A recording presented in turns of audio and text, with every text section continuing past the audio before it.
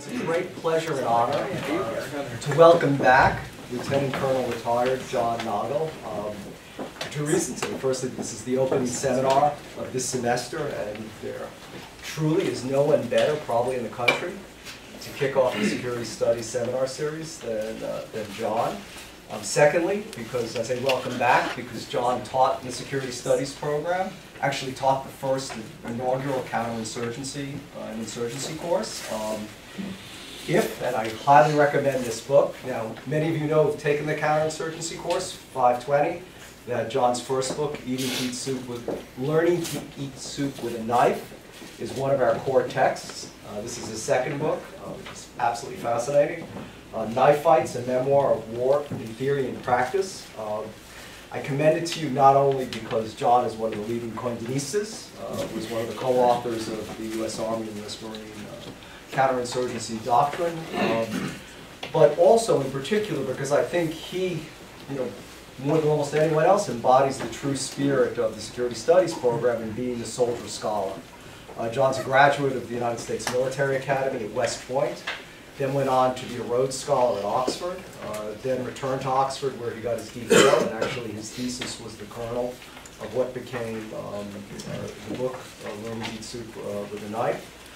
He served in the Pentagon as military advisor to the Deputy Secretary of Defense, subsequently went on to become president of the Center for New American Security, taught at the U.S. Naval Academy in Annapolis, and now is headmaster of the Haverford School. We're delighted to have him. He's going to talk about his book. I think the only thing that's missing is this is a memoir. He's going to talk about modern war and theory of practice, which is also the core ethos of the Security Studies program. So, Jon, we're truly in your debt for coming. Thank you very much.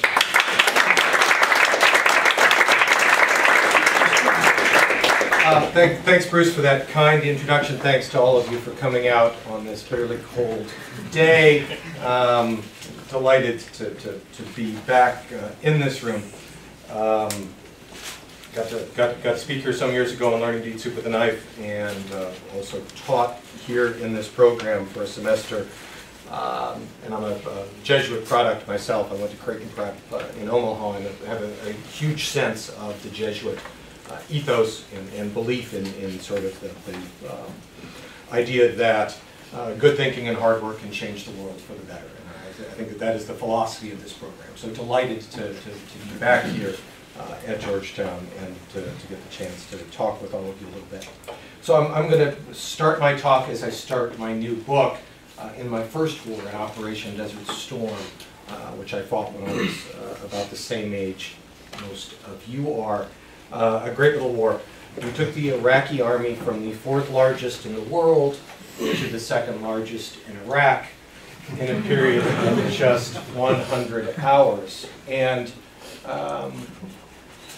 Desert Storm was an important event for the U.S. military, in particular for the Army. President George H.W. Bush, Bush 41, said, "By God, we've licked the Vietnam syndrome once and for all."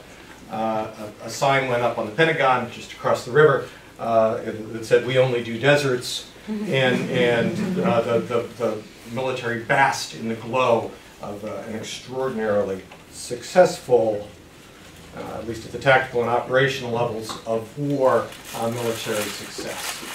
And the U.S. military spent the next decade after Desert Storm working to get even better at something it was already the best in the world at. That is, fighting mirror image armies in conventional combat, tank on tank, plane on plane combat. Right? And as I thought about what had happened in Desert Storm, the war I'd seen, as I thought about the collapse of the Soviet Union, which had happened just before Desert Storm, I had a slightly different interpretation and belief. I thought the U.S. military is so clearly the best in the world at conventional combat that in the wake of the collapse of the Soviet Union and Desert Storm, nobody is ever going to fight us that way again. And so after Desert Storm, when the Army decided to send me back to Oxford, as Bruce mentioned, to get my PhD, because we all make sacrifices for national security, I decided to look not at the kind of war I just fought, of tank-on-tank kind of combat, conventional combat. Instead, I decided to look at a different kind of war, at wars of terrorism and insurgency, and wars where the hard part is not killing your enemy, as it is in tank-on-tank fight, but figuring out who your enemy is. And if you're studying that kind of war, obviously you have to read the works of Bruce Hoffman, We Are Not Worthy, right? And David Maxwell, right? But also, particularly if you're at Oxford, you have to read the works of T. Lawrence of Arabia, right? Lawrence himself, an insurgent, a famous insurgent, led a band of Arab guerrillas against a conventional Turkish army during the First World War. And if you read Lawrence's memoirs, if you read Seven Pillars of Wisdom, right, you'll see that he actually felt sorry for his enemy because they didn't have a clue what to do with him. He said, for them, we're a vapor. We rise up out of the sand, congeal, strike, and dissolve back into the sand. They're like a blind boxer. They could kill us if they could only find us. For them, war on rebellion is messy and slow, like eating soup with a knife. And I happened to read that phrase in the bathtub. I'd been for a run on Oxford's Port Meadow. Was back in the tub, drinking champagne, strawberries. It's Oxford, right? It's what you do there, right? And I read that phrase, and I came out of the bathtub and said, "Eureka! I found it. I have the title of my dissertation." And my wife said, "That's nice, honey. Go put some clothes on." Right? So I did. And as all of you who have to write theses know, right, the hard part is picking your topic, right? Once you've got the topic, it flows. There's still a lot of work, so I had the 7-word topic, and now I needed 99,993 more words, but who's counting, right? And so to fill out those 99,993 words, I looked at 2 cases of counterinsurgency campaigns from the past. I looked at the British campaign in Malaya and the U.S. campaign in Vietnam. And the Brits fought a counterinsurgency campaign in Malaya, what we today call Malaysia, from 1948 to 1960. And they started badly. Conventional armies tend to start badly when they're fighting insurgents because it's not what they're designed to do. But the Brits adapted, they learned, and they ultimately defeated their insurgent enemies in what is today widely viewed to be the classic case of successful Western counterinsurgency in the 20th century. And it only took them 12 years. So when Lawrence said messy and slow, he wasn't kidding. Right? And I compared that case with the American Army in Vietnam, which also started badly when fighting an insurgency, as you would expect, right? Which also adapted and learned, as you would hope, a bunch of Georgetown grads, or in fact Army officers, right? But we didn't learn fast enough. When a great power loses a small war, it does so for one reason and one reason only. It is not going to run out of soldiers, it's not going to run out of tanks, it's not going to run out of airplanes. It runs out of national wealth. And that's what happened in Vietnam, with extraordinarily bad results for the people of South Vietnam, who suffered horribly. For the entire region, the Khmer Rouge came to power in Cambodia. I would argue as a result of the dislocations we induced in the system. The killing fields are a direct result, I believe, of our failures in Vietnam, but also enormous damage to the American Army, an institution I love dearly, which took a full generation to recover, and we can have a great discussion about whether the U.S. Army has in fact recovered from the ghosts of Vietnam. I don't think it has. Right? So bad. And the conclusions, what I concluded in my dissertation was armies need the ability to adapt and learn, and in particular they need the ability to adapt and learn how to conduct irregular warfare, how to defeat insurgencies and terrorists. And I finished that doctoral dissertation in 1997, and I am proud to tell you it was the very best doctoral dissertation written on counterinsurgency in the decade of the 1990s. And I'm confident when I tell you that. Right, you can see it coming, right? It was also the worst. It was the only one, right? And I wanted to get it published afterwards because, of course, everybody wants to read a kid's doctoral dissertation, right? I keep believing that. And we'll get you through dark, lonely nights. And I won't name names, the university presses that decided not to publish my doctoral dissertation. Prison! Cornell! Not bitter at all, right? And they wrote back to me and said, Nagl, you actually write pretty well, but why are you studying a topic that has so little contemporary relevance? Why don't you study something that might be of interest and usefulness? And I said, you can imagine what I said, right? And it was only after the attacks of September 11th, when suddenly people realized that perhaps insurgency and terrorism had not been consigned to the dustbin of history, that I was able to get the damn thing published, initially by Prager Press, and later by the University of Chicago.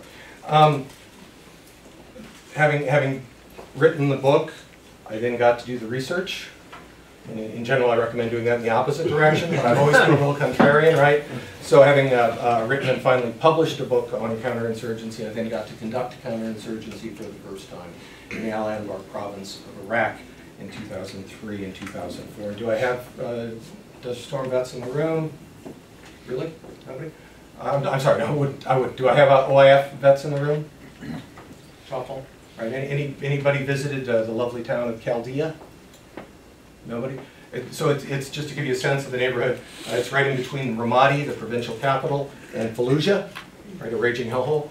And so you get a sense of the neighborhood. It's actually a pretty good neighborhood. I bought some property there. We were going to retire there, but the schools are better in Philadelphia, so that's really just unbelievably grinding year, right? And I didn't think counterinsurgency was a picnic. I called my book on learning to eat soup with a knife, which is not like sort of a raging endorsement, right? Hey, this will be really fun. It sucks. We had 22 killed, 150 Purple Hearts, Valorous Unit Award. We got back from our year in Al-Anbar, and my battle captain printed up coffee mugs, made up coffee mugs that said Iraq, 2003, 2004. We were winning when I left. Right, we weren't, and we knew it. I went almost directly from Al-Anbar province to the E-ring of the Pentagon, where I became a military assistant to Deputy Secretary of Defense Paul Wolfowitz. The E-ring was very, very different from Al-Anbar. Wait for it. At least in Anbar, I knew who I was fighting against. And you really hope when you're out on point that somebody somewhere, right, right, nothing makes sense where you are, right? You assume everybody's all screwed up at levels above you because you know you're totally screwed up at your level, but you really hope that somewhere somebody has a plan, right? And it was disconcerting to find out that that was not the case, right, at the level of the Deputy Secretary of Defense.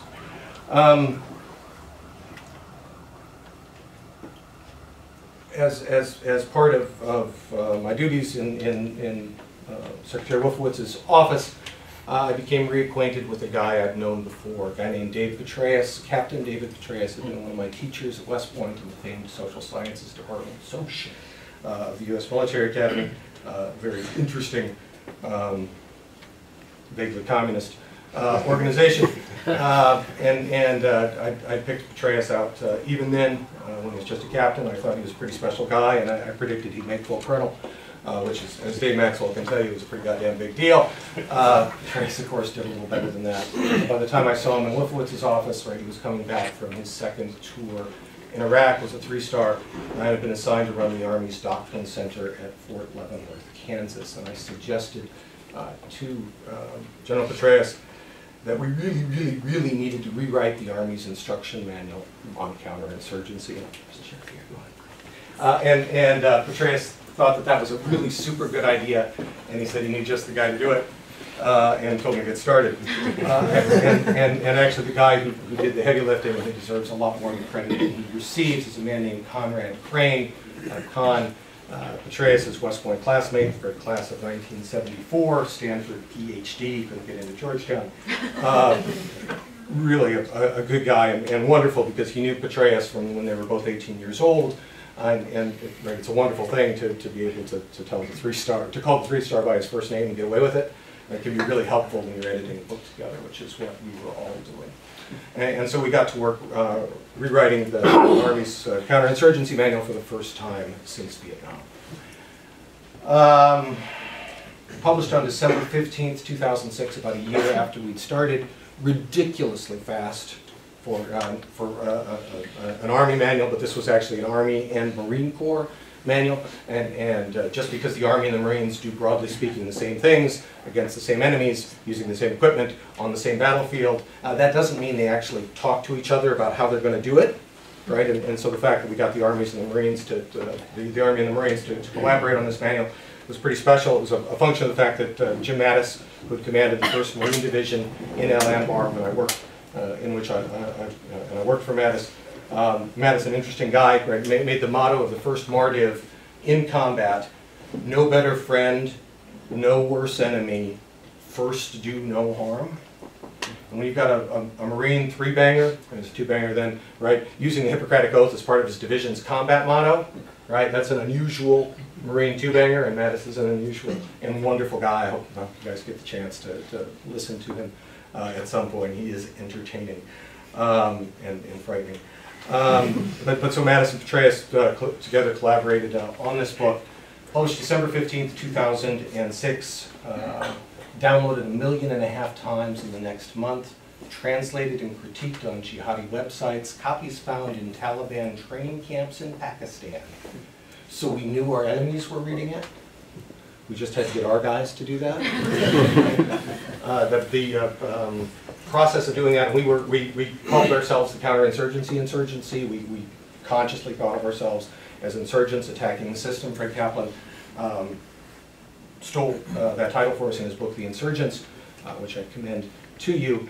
He gets the vast majority of the story right. I think he's completely wrong on Afghanistan. He knows that, and we can talk about why I think he's wrong on Afghanistan. But he gets the writing of the manual almost exactly right. They did great work. Insurgency. We got published by the University of Chicago Press, making it only the 2nd Army manual in history, the first being the Small Wars Manual, to be published by University Press. And University of Chicago, God bless them, got it to the Daily Show with Jon Stewart. And by this time, I'm a tank battalion commander without any tanks. It's another sad story. But was running a machine gun range at Fort Riley, Kansas for advisors going over to Iraq and Afghanistan. And my phone rang. And somebody said, Colonel Nagl, this is Becky from the Daily Show. This is a Monday, we'd like to have you on the show Thursday night to talk with John about the Counterinsurgency Field Manual. And I said, right. Who is this? She said, no, we get that a lot, but no, really, we want to have you on. Will you do it? And I said, of course. I said, yes, right? And then I had to get permission. And as Dave Maxwell knows, the motto of the cavalry is it's easier to get forgiveness than permission. So I called the Army's Chief of Public Affairs, a guy named Tony Kukkolo, Major General Tony Kukkolo. Some of you may know Kukkolo, great guy. And I worked with him and against him before, and so when I called him, he said, hi sir, it's Jon Nagl. He said, this can't be good. So he knew me, and so I explained to him that I was going to be on the Daily Show with Jon Stewart on Thursday night, and gave him 2 options. I said, you can cut me orders and pay for my travel, and I'll do it in uniform, or I'll take leave and you know, wear a coat and tie.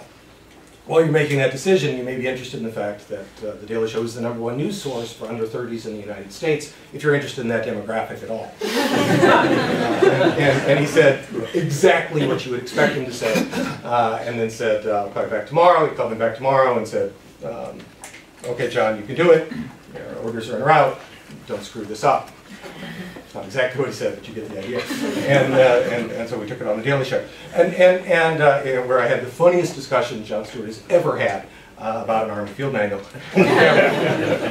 Comfortable, right, telling me that. And the book matters, I think, the instruction manual matters. What really matters is that Dave Petraeus, who had spent a year really concentratedly thinking about how to do counterinsurgency, was chosen to be the commander, take over command in Iraq just a month after we published the book, and he then implemented it. And let me talk, since we're in DC and at Georgetown, about sort of the mechanics that led to that. The electoral timeline worked out remarkably well for the Iraq War. Right, so the midterm elections of 2006, in which the Republicans lost both the House and the Senate, was a wake-up call to President George W. Bush, and led to him making the decision to replace his Secretary of Defense with Bob Gates. Bob Gates, in my opinion, best Secretary of Defense the nation has ever had, to replace his commander in Iraq with David Petraeus, who is the greatest general of his generation. And those two personnel decisions, sort of obviously, I guess, I think, were the best personnel decisions that President Bush made, and against the advice of God and everybody, right? He decided to surge troops to Iraq. When we met with Petraeus, to talk to Petraeus about this, the president told Petraeus, General, I'm doubling down on Iraq, and Petraeus said, no, Mr. President, you're all in. The poker players, it was true. It was, right. We came very near breaking the army by surging troops into Iraq. It worked. It wasn't pretty. It was really, really hard, and I'm guessing we probably got some surge vets in the room. We stretched tours out to 15 months. That's a long goddamn time to be in combat. The book, the manual, had two basic prescriptions. One of them was protect the population first. The other was learn and adapt. Right? And Petraeus implemented both of those. The protect the population created 76 joint security stations in Iraq, where U.S. Army units, Iraqi Army, and Iraqi police all collaborated to create security pockets, right, which expanded the classic oil spot counterinsurgency strategy. Perhaps more important was the learn and adapt provisions, where Petraeus enabled and empowered the Sawa, the awakening, where the Sunnis who had been fighting against us flipped and decided to start fighting with us against al-Qaeda in Iraq, the decisive turn of events in that part of the Iraq War. And by 2011, by the American departure from Iraq, we had left Iraq. Violence dropped by 3/4 over the time Petraeus was in command, the 18 months Petraeus was in command, basically the 18 months of the surge, 2007 into the middle of 2008. And Iraq was well on its way to being a reasonable facsimile of a democracy and a country that had a foreign policy that was, broadly speaking, aligned with the interests of the United States and the Middle East. Right? Two not small accomplishments. And we fumbled the ball on the 1-yard line. Right, by prematurely pulling American troops out of Iraq. At the end of 2011, there was a good debate on this in the pages of Foreign Affairs. I commend those pieces to you. I very strongly believe that had the administration wanted to keep American troops in Iraq, it could have. If you disagree with that assessment, I'll point out to you that we now have American troops in Iraq. Again, still without the Status of Forces Agreement. That was the supposed reason why we didn't leave troops in Iraq for 2012 and beyond. And I believe we'll have American troops in Iraq now for the next 50 years. And I think, given that we made the decision to invade Iraq unnecessarily, that we bungled the first 5 years of that war, the outcome is not as bad as it could be, and arguably not as bad as it should have been. I was asked my assessment of the likelihood for success of the surge contemporaneously with the decision to surge, and my answer was there's probably 1 chance in 3 that it's going to work, right? But if there's a man on the planet who can do it, it's Petraeus. I think that assessment of the odds is correct. I also believe, just finishing up on Iraq, that 2015 will see the expulsion, broadly speaking, of ISIS from Iraqi territory as a coherent fighting force. There will still be ISIS insurgents fighting as insurgents in Iraq, but ISIS as an entity, I believe, will be pushed out of Iraq over the course of 2015. Syria is a different and much harder story. We don't actually, I don't think as a country, know, or we're at least not willing to admit who we want to run Syria. And we probably need to make that decision first. De facto, we've decided it's Assad because we're providing air power for him and against his primary enemies. Switching to Afghanistan, a different insurgency than Iraq. a rural rather than an urban insurgency, always likely to be a harder case, not least because the human capital in Afghanistan is so stunted after 30 continuous years of war. Afghanistan, despite 30 continuous years of war, is actually in many ways an extraordinary success story. Afghanistan had 3-digit phone numbers on September 11th, 2011. There are fewer than 1,000 telephones in the whole country. There are now 15 million telephones in the country of Afghanistan. There were 0 girls in education, and being educated, and there are currently more than 1 million. And the Afghan people, this is just wonderful, and we can talk about the problems of polling in Afghanistan, but the Afghan people believe, a higher percentage of the Afghan people believe that the future is brighter for them than the American people. So I'm not a big fan of the belief that we've already lost Afghanistan. On the contrary, assuming that we leave a long-term security presence in Afghanistan, which Ashraf Ghani is very publicly, the president of Afghanistan is very publicly and correctly arguing for, of some 15 to 20,000 U.S. troops, which I believe we will do. That is not current U.S. policy. Current U.S. policy is that all American troops will be out of Afghanistan by the end of 2016. Can't imagine why they picked that particular date. But Ashraf, I believe Ashraf won't let that happen, and I believe that the presidential candidates in 2016, named Clinton and Bush, will also be likely to prevail against that happening. Right?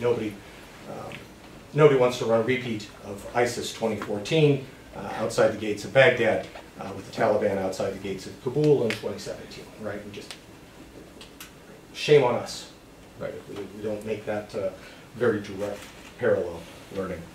And happy to talk more about Afghanistan or Iraq or anything else you want to talk about. Let me give a few sort of broad implications for the future of warfare from my perspective.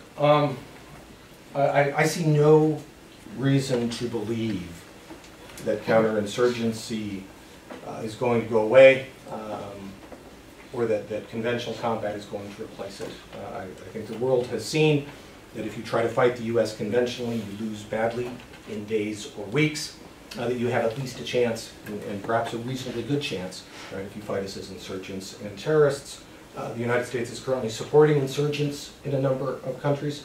It is conducting counterinsurgency in a number of countries. It is supporting friends and allies conducting counterinsurgency in many more. As the world population continues to grow, as resource scarcity continues to happen, those twin problems will put increasing pressure on the least capable governments of the world. Global warming is also going to put more pressure on those governments. The information revolution is going to empower small groups of individuals who are going to be able to find themselves over the miracle of the internet and be inspired over the internet, even without any physical contact, making really, really tough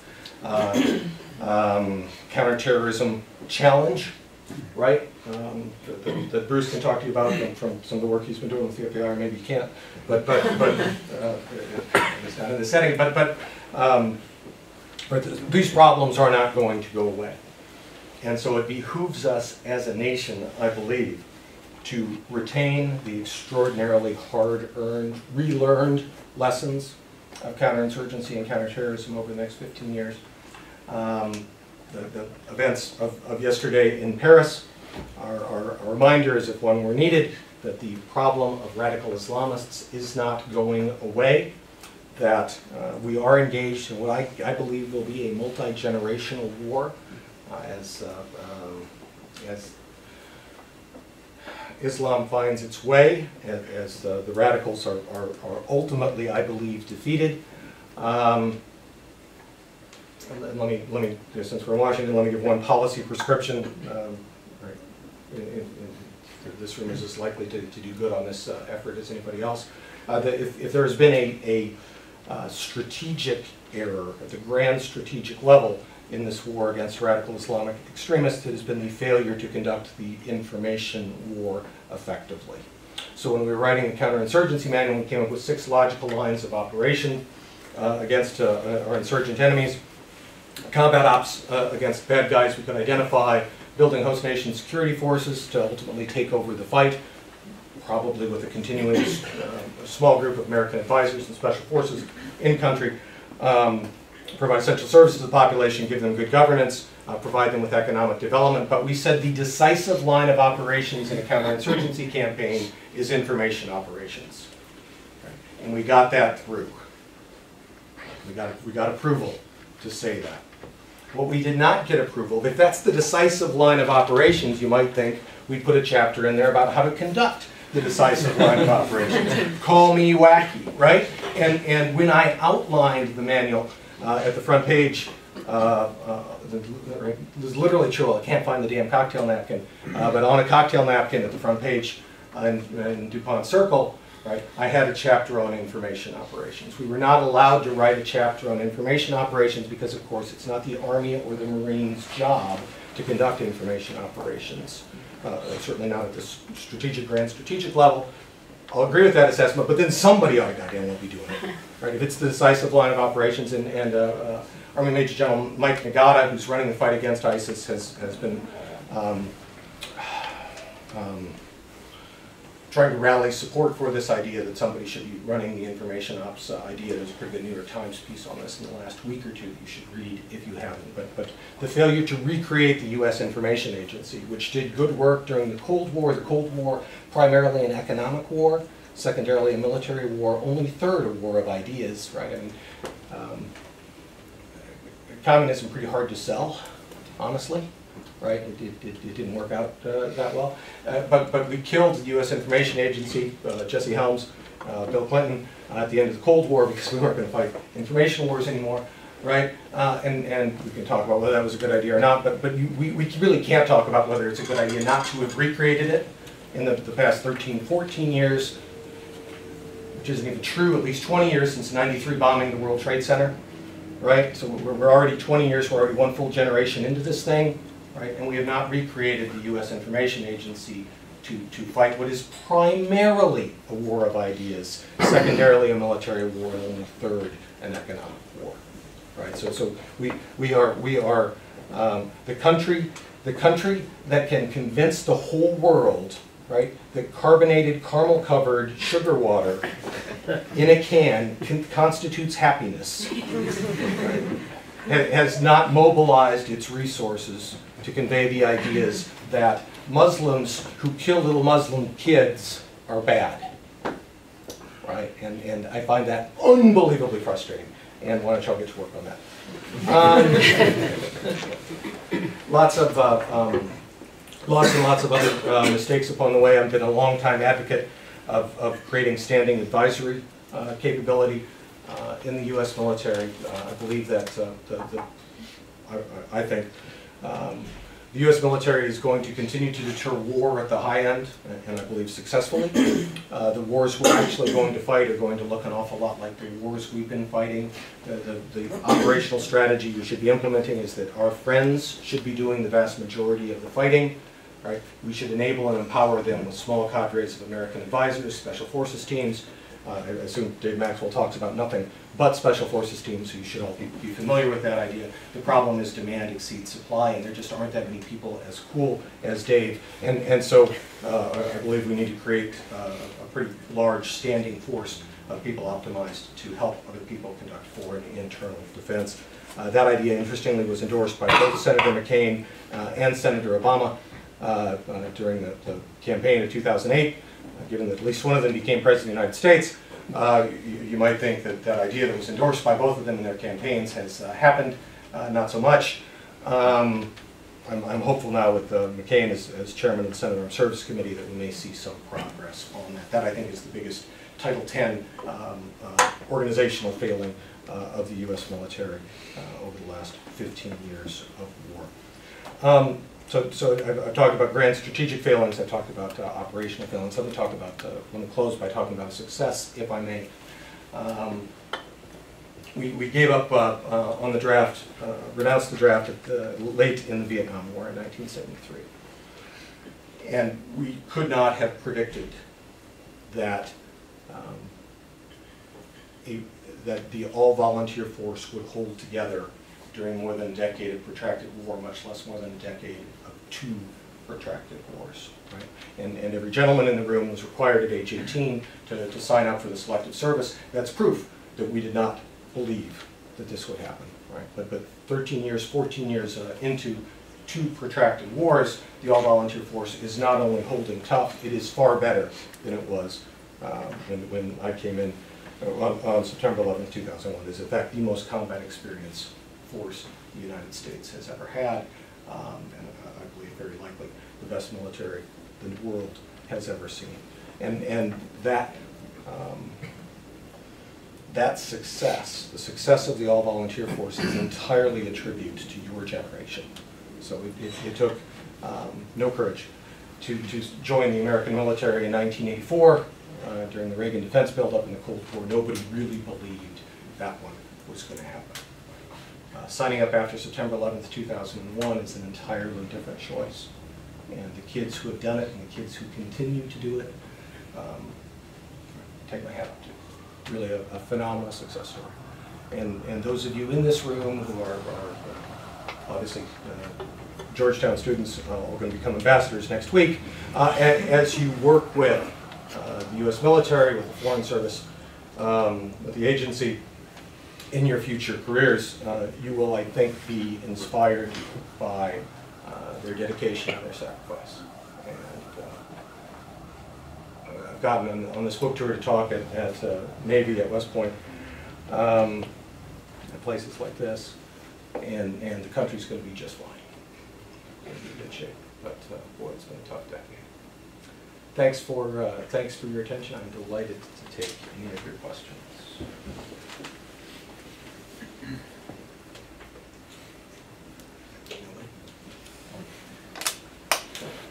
I'm going to be able to get back on the road quick. I'm Robert Agnell, one of the core faculty in the department. Bless you. So you describe the surge in Iraq as a success, and I would agree with you, but I would perhaps say that it was more of a tactical and operational success, and that we weren't as close to the success as the fumble on the 99-yard line, or sort of the 1-yard line. Right, yeah. Because we weren't really addressing, and especially Maliki wasn't addressing the root causes of the grievances in the country. And the same thing happened in Afghanistan, or is happening, that they're not really addressing the root cause. So whether we stay or not, at some point we'll run out of national will anyway and we'll lose. But we have to make sure they address the grievances as well. And how can we sort of take it to the strategic level of success rather than operational and tactical? So I disagree on at least 2 of those points. So this. Right, which is great, right? There's an education to watch reasonably smart people disagree with each other and figure out how to decide who's right. That's what National Security Council meetings do.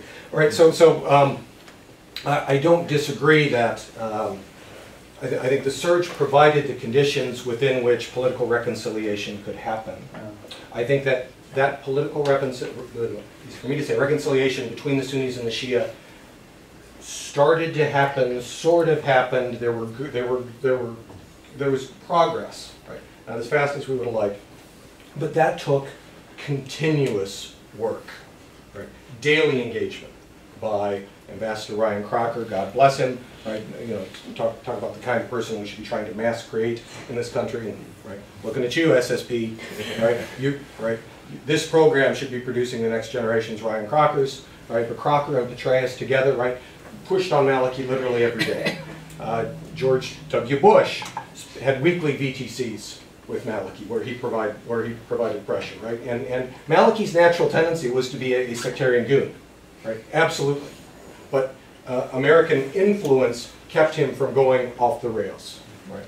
And the day after we pulled out the last American troops, literally the day after, he fired and issued an arrest warrant for his Sunni vice president. Coincidence? I don't think so. Right? So we could have, we sacrificed our ability to influence Maliki's decisions. We sacrificed our ability to keep pushing him in a direction toward inclusion of the Sunnis. And we've got another opportunity now. Right?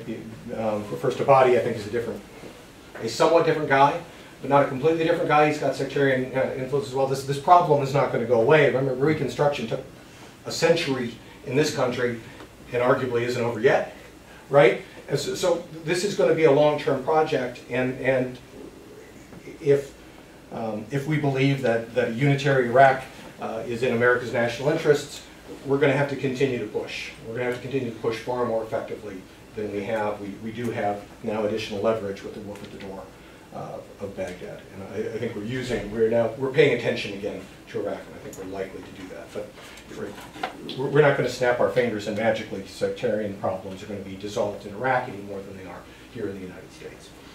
And I don't know if you agree with that part or not. The part where I really disagree with you is the American people are going to get tired of this eventually, and we're going to have to pull the American troops out. Right? And this is tied up in the Jim Fallows Atlantic Monthly cover piece. Right? The tragedy of the American military, which just pisses me off. Right? First, because there is no tragedy of the American military. As I mentioned, we're kicking ass and taking names. Right? Second, because Fallows longs for some mythical return to the days of the draft. Right? Which nobody who has ever served in uniform wants to return to the draft. Nobody wants to be in a combat zone with somebody behind them with an automatic weapon who doesn't want to be there. Right? And it's not going to happen. It's simply not going to happen. There are ways to connect the American people to the military more effectively. In particular, the Congress could do its job and declare war, right? And impose taxes on the American people to pay for the conduct of its wars. That would be my solution to that particular problem. But the beauty of the all-volunteer force is that it gives the President of the United States extraordinary freedom to implement American foreign policy, including the long-term stationing of American troops in foreign countries, as we have in Germany for the last 70 years, in Italy for the last 70 years, in Japan for the last 70 years, in South Korea for the last 60 years, in the former Yugoslavia for the last 20 years. Right? This is what empires do. They police the borders of empire. And that's what we are, and it works. Right? It is that the American security guarantee has allowed the greatest period of economic expansion and the greatest period of peace, great power peace, the world has seen since the creation of the modern state system, since Westphalia. Right? There is no effective pressure constraining the president's ability to use the all-volunteer military force. Right? We can have a great discussion about whether there should be. I believe the Congress should represent the American people and should be having those discussions. And I believe the American people should be being taxed to pay for the employment of their forces abroad. But the all-volunteer force gives the president the freedom to implement the foreign policy that we currently are. And I believe will allow us to keep American troops in Iraq for the next 50 years and in Afghanistan for the next 50 years in what will be an unadulterated good. 50 years from now, right, when the third generation of American troops are serving in Afghanistan, marrying Afghans, bringing them home, creating a whole series of great new Afghan restaurants in the United States. Right? This is the basic principle of the United States, one of the two really big things we have going for us. You guys see Stripes? Do you make them watch Stripes? A classic Army training film. So Bill Murray in Stripes says, we're Americans. Our ancestors were kicked out of every decent country in the world. That's going to happen. So you push back or? Let's give this. Okay. Anybody else? Yeah. Please, sir. Hey, sir. My name's Sam. I'm a national security concentrator. Yeah. So am I. So am I. It's not a problem that goes away. Sir, you left the Army kind of at the peak of your career. You just transformed the military with the counterinsurgency doctrine. You're a battalion commander. And it just struck me as odd reading Knife Fights. You read it? I did. You're the one. It just struck me as odd, as such an influential person in the Army, to leave. And I know in the book you say that you think you were able to influence the military better outside of the military. I think is kind of what you're trying to get at in the book. My question is, young officers, we always talk about the Army's inability to manage talent. And I was kind of wondering if that argument went hand in hand with why you got out. Did you feel that the Army was not managing talent correctly? at the time when you got out? Anybody who saw me in combat in either of my 2 wars would agree that the single best thing I could possibly be is a professor. The immediate shorthand. I was a really odd duck, right? I turned, sorry, this is going to be inside baseball for those not in the military, but I turned down a second command and I turned down a CG. Actually, Monty Meigs asked me to be his aide when he was taking the 1st Infantry Division. Right? So I turned down a CG's aide job and a second command in order to go back to Oxford to study counterinsurgency, hugely against the advice of my career managers. Right? He said, hey, hey kid, you're doing well. If you do the right Army things, you could go a long way. And I made very different choices. I commanded a tank battalion that not only didn't have any tanks, it didn't have any weapons. Right? Most Girl Scout troops are better armed than my battalion was. And so I would have been competitive for brigade command, but probably for a training brigade command. And it's not impossible that I could have made stars after that, but it's not terribly likely. And at 20 years, I had to get a new job or a new life. I did interviews for both and got better offers on the new job front at that particular point. So Tim Kaine, right? Tim Kaine, right, used me as a case study, and no, I intentionally made choices that I knew were bad for my Army career because there were other things I wanted to do. And some of you will know Andy Krepenevich, another overly educated guy who got out of the Army as a lieutenant colonel. Andy can I tell the story? It's too late now. I don't think he'll mind. Andy was transitioning out of the Army as lieutenant colonel, and the personnel guy looked at his records and says, "Damn, you could have had a really great career." And Andy says, "Yeah, you know what? I thought I did." So I'm totally happy with my Army service and have had really remarkable adventures since then. Running CNAS, teaching at the Naval Academy, and now running the Haverford School have all been broadening and enriching and wonderful. And I still get to do things like publish books and wander around and talk to universities, and I sit on some DC policy boards and those sorts of things. So don't cry for me, Argentina. But your question is kind, and thank you. Thank you, ma'am. I ain't no HR McMaster. Okay, I just ain't. He's much. He can actually fight. Yeah. My name's Carol. My first day of class was yesterday. Oh, how's it working out for you? I just got out of the Army in November, and I had the great privilege of being in both the chemical branches and then Intel as well. As I was getting out, the Army has made the transition back to, or they're trying to make this transition for the CTC rotations and stuff to, the Combat Training Center rotations to hybrid threat scenarios and the decisive action threat environment. I think because of a few observations that at least I saw, like on the chemical end, field artillery, and a few other branches where some of the skill sets of branches to conduct decisive action warfare has actually, atrophied largely because of the focus on COIN.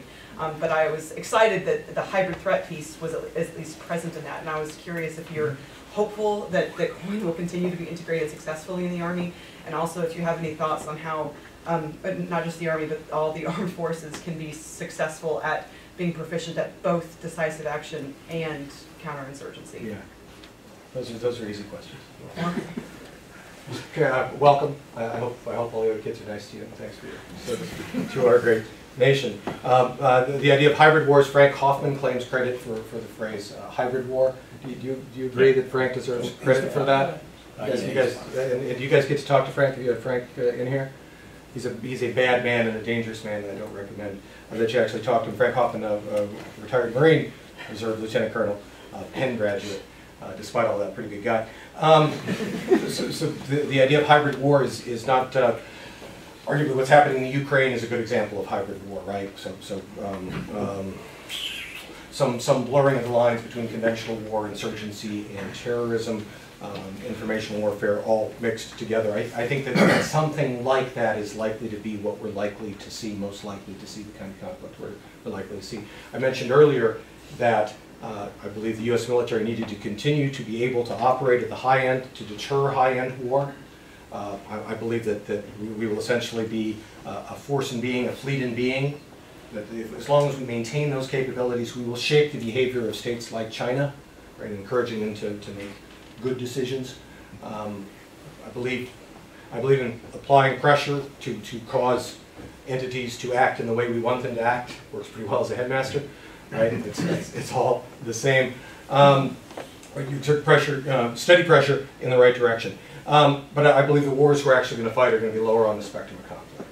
And whether we retain the hard-fought lessons of the last 13 years, whether the counterinsurgency continues, that ball is very much in play. Right? It's way too soon to decide which way these cards are going to break. In the every cloud has a silver lining picture. ISIS, the rise of ISIS is actually helpful in this regard, right? The poor president, right? I want to shift to the Pacific. We're going to pivot to the Pacific. Yeah, how's that working out for you? Around the Middle East. The great Lyndon Johnson line, right? The great society is the woman I love, but this bitch of a war in Vietnam keeps pulling me back, right? This administration, and I believe every future administration for as far as the eye can see, can say the same thing, right? This problem of radical Islamic extremism in the Islamic world, and in particular in the Middle East, continues to pull us back. Now the good news is the biggest geopolitical event since the collapse of the Soviet Union is fracking and the oil revolution, right? The oil and gas revolution. With oil at $50 a barrel, the world is a very different place than it is with oil at $120 a barrel. Right? And so the opening of Cuba was possible in no small part because of oil at $50 a barrel. Right? Venezuela no longer able to support Cuba's oil habit and keep communism afloat there in Cuba. Russia in enormous trouble. Right, enormous trouble. So the fall of oil prices is good not just economically for the United States and for most of the world, but right, geopolitically is very, very good for us as well. It hurts an awful lot of our enemies in big, big ways, provides some openings to some potential in Iran as well. But how do I get on fracking?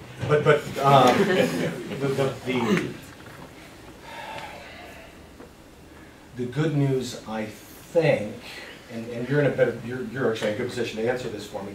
Did you have Iraq tours? Did you have Afghanistan tours? Yes, sir, I went to Afghanistan. You went to Afghanistan? I think your generation is going to come out of the wars in Iraq and Afghanistan not feeling as betrayed or as bitter as the Vietnam generation did coming out of Vietnam. I think you're going to think that it's hard, it's messy and slow, but it can work. You've seen it work.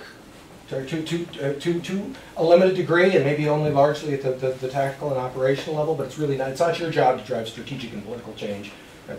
That's other people's responsibility. But also, there isn't anything else for us to focus on. Right? So we could pull out of Vietnam and focus on the Cold War, focus on the Soviet Union again. There was a big threat, right? And I don't blame the military. I don't blame the Army in the wake of Vietnam for focusing on the Russian bear and getting really, really good at tank on tank. Right? Where I fault the military is after the Soviet Union collapsed, not recognizing that the world had changed. Right? There's no Soviet Union now for us to focus on. I believe that your generation is going to preserve these lessons and ensure that we continue to have this ability.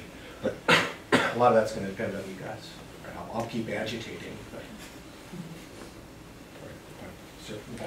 you talked a little bit about the institutional pushback that you've received. I guess I was kind of curious if you really think that one institution like the Army can hold two very different ideas at the same time, or whether you, in order to truly do counterinsurgency the way that someone like Lulu described, you'd actually have to form a different institution with that at its core. You said a sacred name. Everybody knows David Galula's book, Counterinsurgency Warfare Theory and Practice. You've all worshipped at the shrine. Has anybody read my foreword to Galula? The sex joke? Good. Can you say it off the top of your head? No? I can't remember exactly. So I was invited to write the foreword to Galula's wonderful little book, and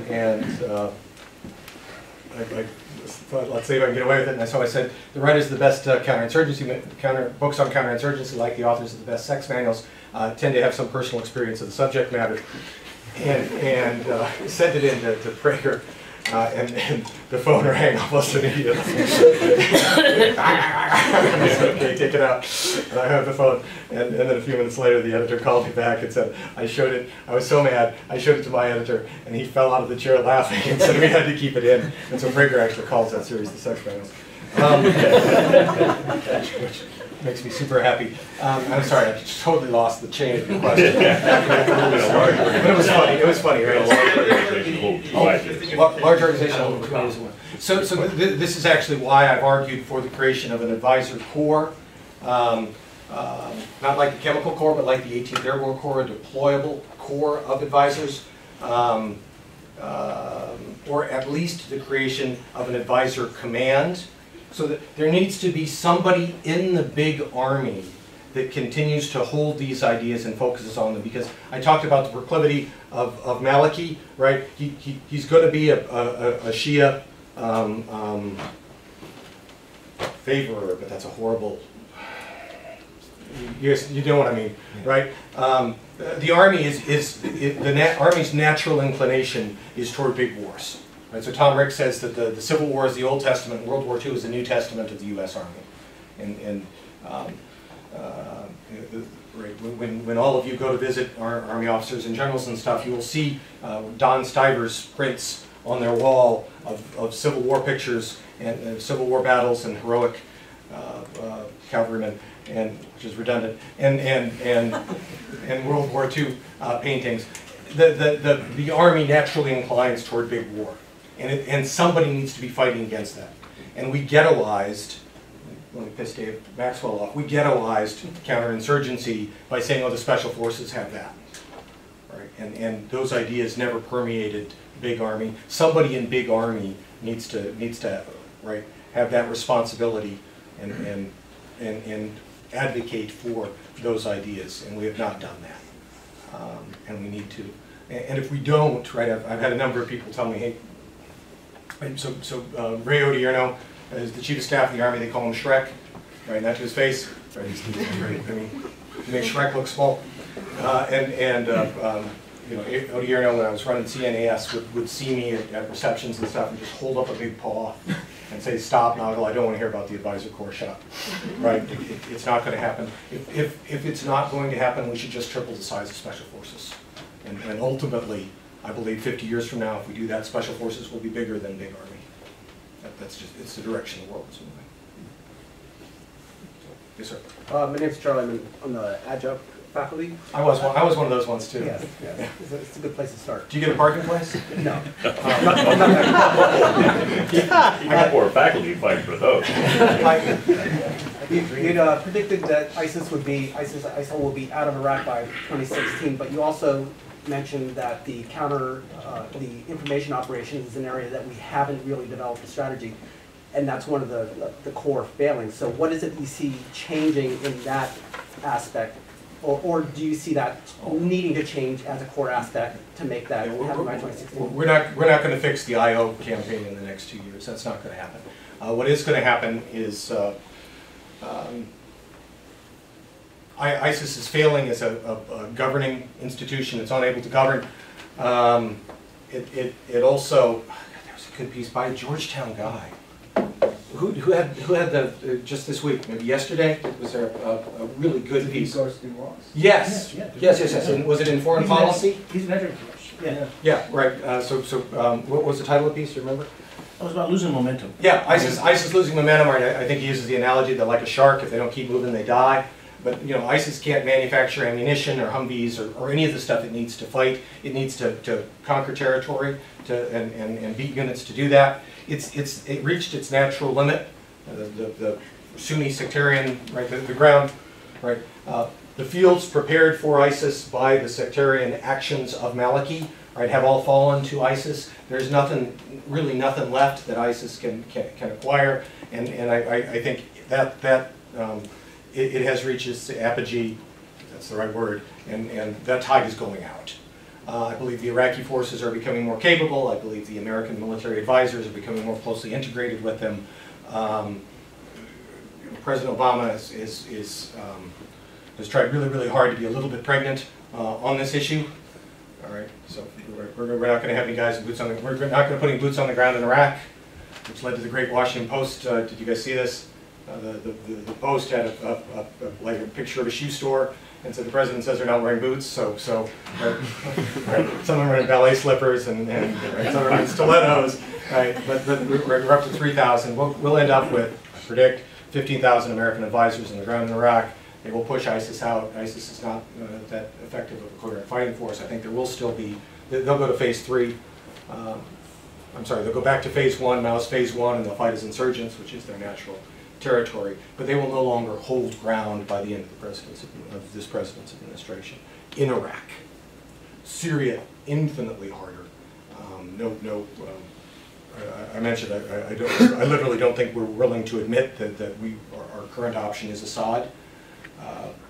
The other grievous error I believe we made, this administration made. I'm equal opportunity, right? I'm guaranteeing that I'm not going to work in any future administration, so I'm bitterly critical of the Bush administration's first 6 years in office in foreign policy. The last 2 years, I would argue, had enormous continuity actually with Obama's first 4 years. A lot of that was Gates.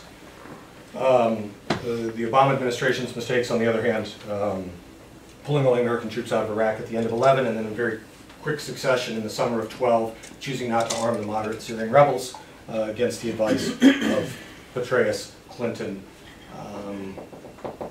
Was it Panetta? It may have been Panetta already by the summer of 12, right? I mean, Gates may have been out, although Gates, I'm sure, would have should speak for. I'm not sure that. Right, and failing to arm the moderate Syrian rebels in the summer of 12.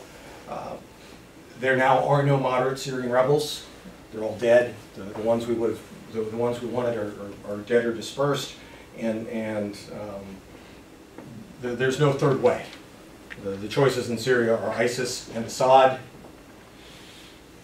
Right? And sometimes foreign policy is picking the least bad option.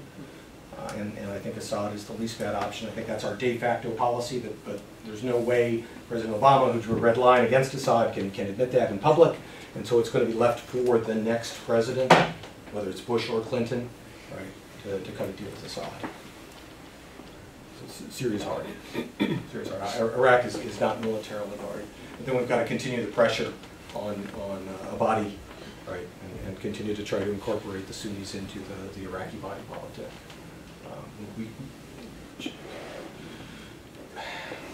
Shame on us if we have to fight a fourth Iraq war in my lifetime. Right, the third one was unnecessary. The one we're currently fighting was unnecessary. It just pisses me off.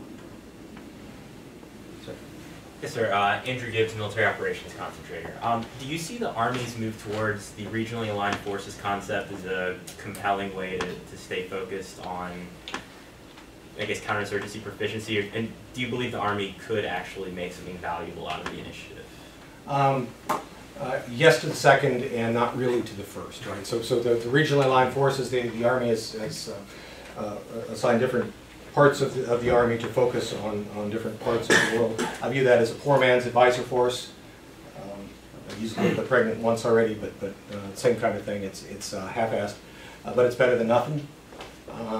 It may well be somewhat useful. That said, right, I should be grateful for what I can get, I also think it's as far as the Army, at least under ODRNO, is likely to go. So, you know, not bad. It's not Georgetown SSP, right? It's not top grade. Anybody else? Sir, back. Sir, I'm sorry. I was just wondering your thoughts on the update to the coin manual, and then also kind of in response to the initial coin manual, the West Point professor Gentile started kind of a counter group, and he's argued, you know, population-centric counterinsurgency has never worked. It's always been counter-guerrilla. It's been very violent. I was just kind of wondering where you stand in that argument, and then how you feel about the revisions to the initial coin manual. Let me start with John first. So John Gentile and I have debated each other at the National War College, Grinnell College in Iowa, and at Lewis and Clark College in Portland.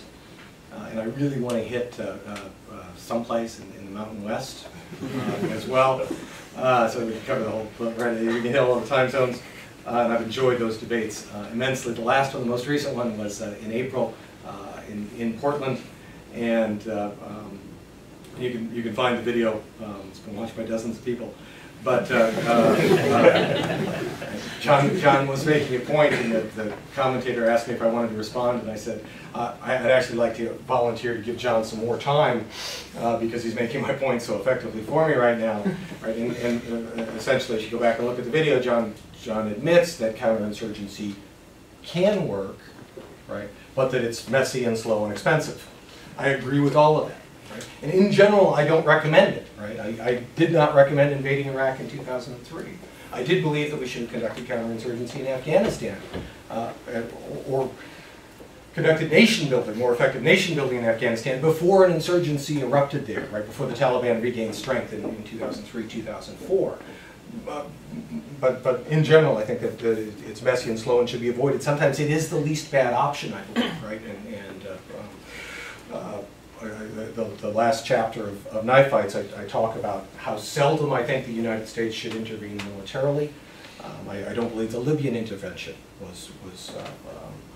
rose to a level that the United States should have done that. I do believe that Afghanistan in 2001 was absolutely necessary. I would not have invaded Iraq in 2003.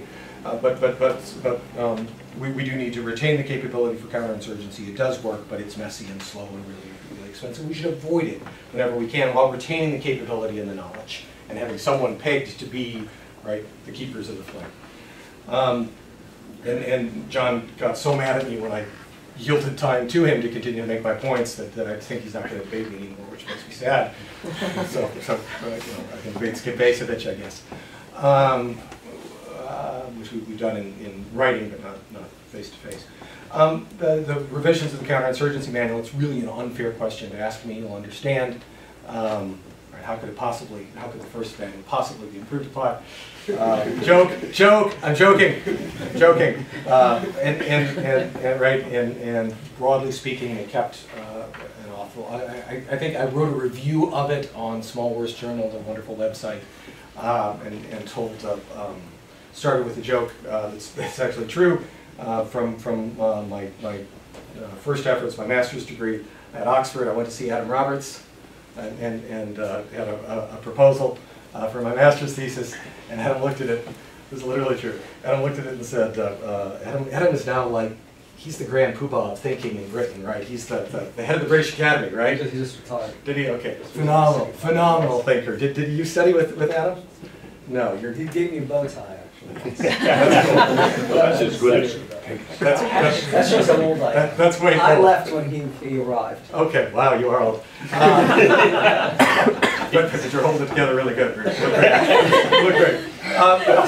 So Adam Roberts looked at my proposal, and he said, John, Mr. Nagl, your proposal is both original and good. Some of these are not already right. Unfortunately, the parts that are good are not original, and the parts that are original are not good. So I told that joke at the start of my review, and I said the new Counterinsurgency Manual is both original and good, and I think it is. Right. So it's good. Let's keep having the discussion. Let's read the damn thing. I mean, let's have arguments about it. Let's have discussions about it in places like here.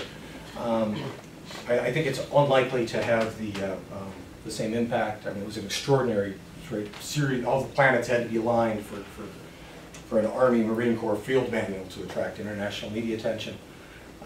And we're enormously fortunate. When Chicago thought about publishing it, they asked me if I'd read it forward, and I said, sure. And this is a true story that I don't know if I've ever told in public. I said, sure, I'd be happy to. And Chicago called me back up and said, we took the proposal to the editorial board, and they said it doesn't have enough academic merit. We need to find somebody smart to write an additional forward. Then it went to Sarah Sewell, who's now the Undersecretary of State for international human rights and stuff, kind of things, right? It's Sarah Sewell, really smart. And Sarah wrote a wonderful forward that's not available to my knowledge on the internet. You actually have to buy the Chicago edition, which is like $10. It's not a serious investment. But Conrad Crane has said Sarah's intro is as good as the whole rest of the manual put together. And Sarah's, if you haven't read Sarah Sewell's intro to the field manual, it's really, really worth doing. And you're not going to get Sarah to write it forward to the new one.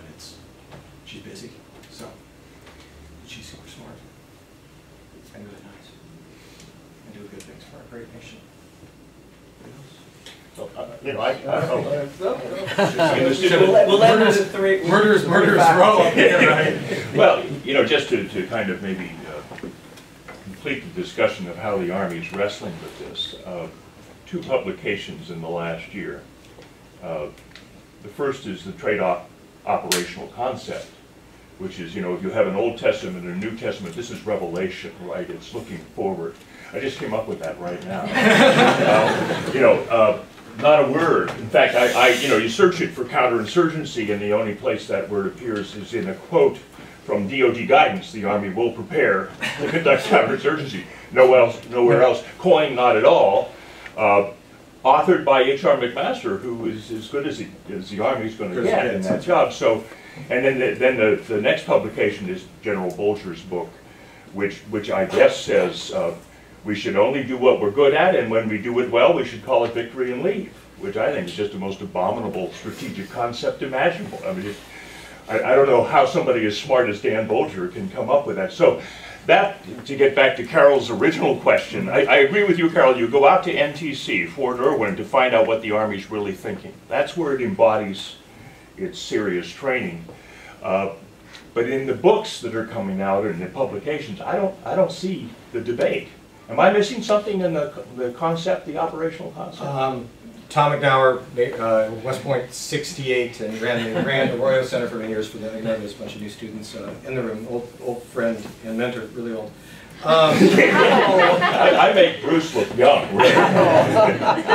which is not easy, Tom. That's quite an accomplishment. So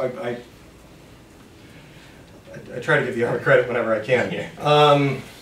It's hard sometimes. Yeah, it is.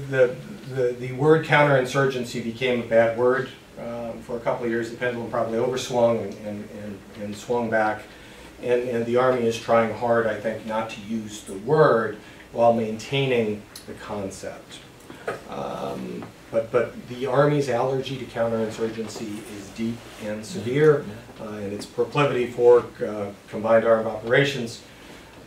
And I'm a student of organizational culture. If you're interested in the American military, you have to understand organizational culture. And Marines believe that their job is to hit the beach.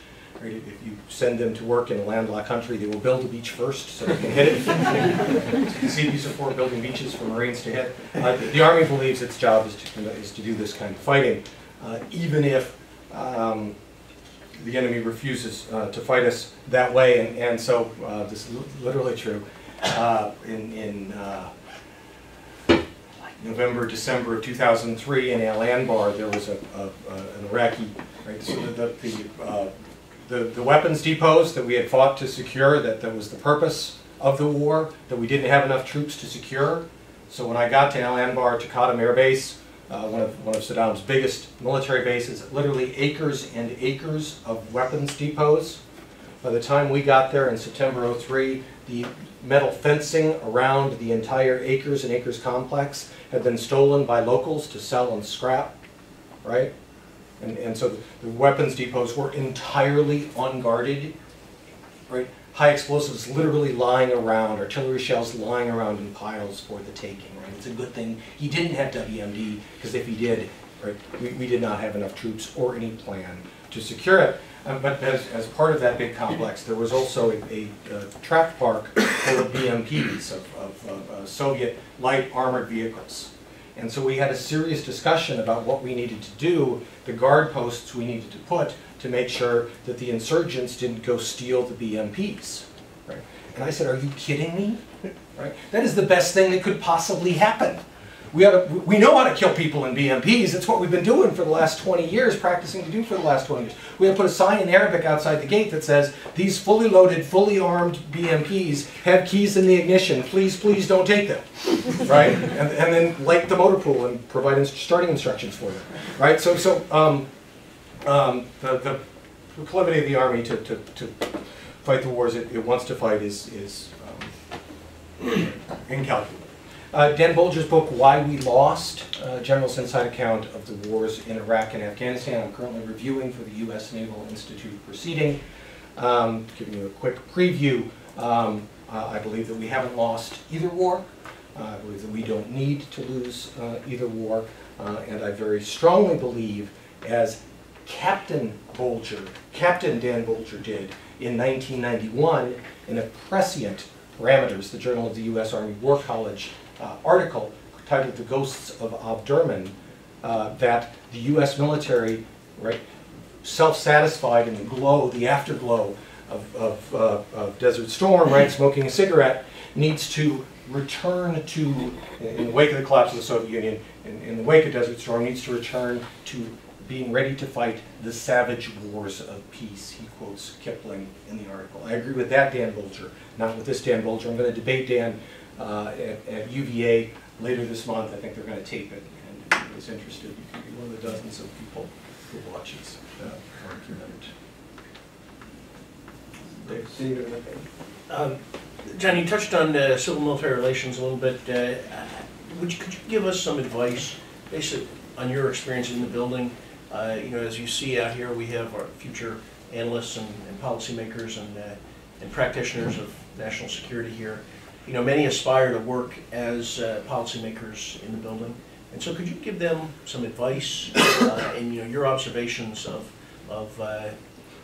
how run as fast as you can. No, but your observations in the building of the civilians that control the military, because we are a nation of founded on civilian control of the military. You're denying your premise, right? I don't believe the civilians control the military. Rumsfeld, when he was Secretary of Defense, in one of his addresses, and it's later printed on a coffee cup, of which he was very fond, said the Constitution prescribes civilian control of the military. Well, I'm a civilian. All right, let's go. In fact, Rumsfeld admitted this, right, when he was asked by the kid in Kuwait, how come we don't have armor on our Humvees, right? And Rumsfeld said, well, you go to war with the army you have. Right? And that may be true, but as Bob Gates demonstrated, you can change the army that you get. And in fact, it's your responsibility, because there is, right, civilian influence over the military, right? And the story is perhaps best told in MRAPs, mine-resistant ambush-protected vehicles with V-shaped bottoms. And right, some of the kids in the room may be here because of MRAPs. Right, anybody? No? Yeah. Okay, so MRAPs, phenomenal adaptation. The Marines fought hard against the adoption of MRAPs. They don't fit on, they're too big, they're too tall, they're too heavy. They don't fit on landing craft designed to hit the beach, right? And so in full tank session, Gates and the service chiefs, right? The Army has said, yes, we need MRAPs. And the Marines say, no, we don't. We will not support buying them. And Gates finally turned to the Commandant of the Marine Corps and said, explain to me, General, why Army blood is worth so much more than Marine blood. Because although the all-volunteer force is not a limiting factor on the employment of American military forces abroad, those military casualties are, and Gates knew it. And we were bleeding out our ability to continue to intervene in Iraq. And the MRAPs saved enough lives, saved enough limbs, I believe, to buy Petraeus the time he needed. And your point is good that we didn't follow through on the strategic, but we provided the conditions, I would argue, which is all you can ask the military to do. The politicians ultimately have to do their job. So the civilians need to understand the American military. They need to understand the culture of the military. They need to make connections with American military officers and the civilians in the room, the military kids in the room, right? Some of them, God help me, are going to grow up and become the generals of 20 years from now. build those relationships now, get to know somebody in the military, learn from them, figure out which ones. Not all generals are good. Not all generals are good at all kinds of wars, right? One of the best books on the Civil War is Lincoln Finds a General. Right? It took a while. Right? In the same way, right? It took a while to find the general, and sadly, it was just one who could fight these kind of wars given the instruments available, right, to Dave Petraeus. Right? It's a little unfair to a bunch of guys actually who figured it out. But the balance between, the trade-off between the civilians and the military is a fascinating kabuki dance, and you can get started on that, building those relationships and learning about each other's perspectives now. One of my best friends is a guy named Jim Miller, who was Undersecretary of Defense for Policy after serving as Michelle Flournoy's Undersecretary of Defense for Policy. Jim did 5 full years in the Pentagon at that level. And Undersecretary of Defense for Policy, I believe, is one of the most interesting jobs in the U.S. government.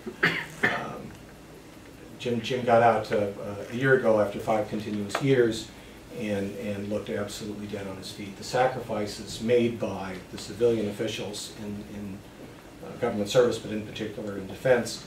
I've mentioned at least briefly the sacrifices made by the agency, by the State Department. People like Carter Malkasian, who I meant to mention. Carter reviewed Bolger's book in the Washington Post this past weekend.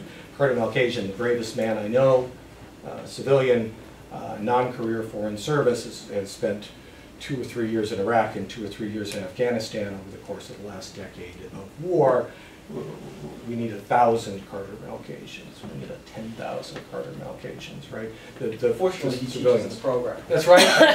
He teaches this course, doesn't he? Meet Carter Malkasian and shake his hand. He is an American hero. So, right. So that's a really horrible answer to your question, Dave. No, but fortunately, Bruce is going to bring us home. Last question. Okay. I think, right? It is the last question. You know, given that so much of our understanding about Quine is derived from the British experience, not least in the document you co-wrote, Push back. okay? No, this is a genuine, something I'm wrestling with. How have you, for instance, assessed the revelations that have come to light, for instance, the Hanslope documents that talk about British Empire, books like David French's CounterInsurgency 1945 to 63, even you, Strawn. I mean, there's a whole school now of British scholars that are pushing back against the success of the softer hearts and minds approach. So how do we assess that and sort of balance it out? So some of you will know, the horseman over here will certainly know Amitai Etzioni at GW, who has written a critique of the Counterinsurgency Manual and the counterinsurgency movement, and targets me personally, and I think it's coming out in the Journal of Strategic Studies, oh no, it's in Small Wars and Insurgencies. I think it's in the next Small Wars and Insurgencies, and SWI gave me the chance to respond, and I took that opportunity and say, listen, right, there's no doubt that the Brits used a degree of compulsion that is simply unimaginable, right? A degree of violence that is unimaginable in the world we live in today. And so the idea that counterinsurgency is all hearts and minds and no killing is simply ridiculous. So one of the criticisms of the Counterinsurgency Manual is that it doesn't have, this was Ralph Peters' criticism, right? It didn't have enough killing in it. Well, the Army has books that could fill this room on killing, right? It needed a book that talked about not killing. But that doesn't mean all those other books are still here. Right? We still know how to kill people and did a whole bunch of it. Killing went up, not down, under Petraeus, and Petraeus took over in Iraq, right? And in Afghanistan. So the idea that right, the counterinsurgency is a hearts and minds, love and flowers sort of warfare loved by the intelligentsia, people who've never fired a gun. It can be painted that way, certainly, but the truth is that there's a whole lot of killing involved, and I refer to this. People ask me what the lessons of Malaya are for counterinsurgency, and I say it's real easy. If you're going to fight a counterinsurgency campaign, do it on a peninsula against an enemy that's easily visually distinguishable from the rest of the population, and do it before CNN is invented, so you can get away with all the stuff that you simply, there's no way you could get away with now. So counterinsurgency, extraordinarily difficult, extraordinarily violent, but always with the knowledge that if you kill or capture people you don't have to kill or capture, you're creating your next generation of insurgents.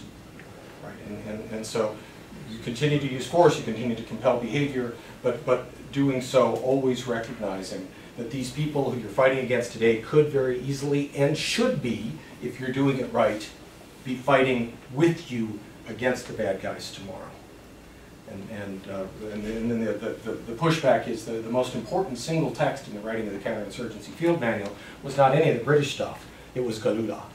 It was the French experience and not the British.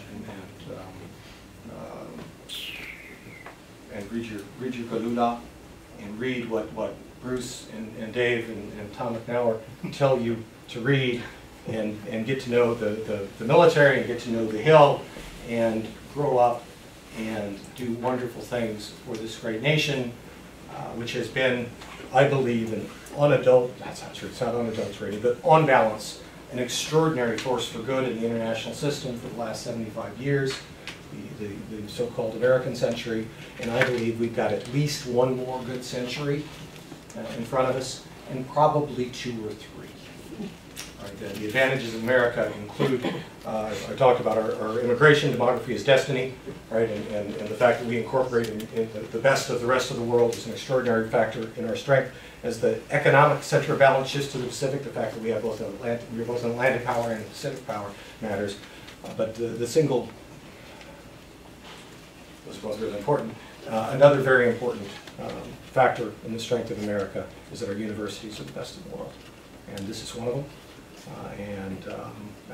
At least a couple of years ago, I do believe the best international relations undergraduate program in the world. No, best graduate. Best graduate. Best graduate. Second best undergraduate. And that's only because people can't be dissuaded from voting for Harvard. Seriously. It is depressing that some people still think that's a good school. Ladies and gentlemen, thanks for your attention.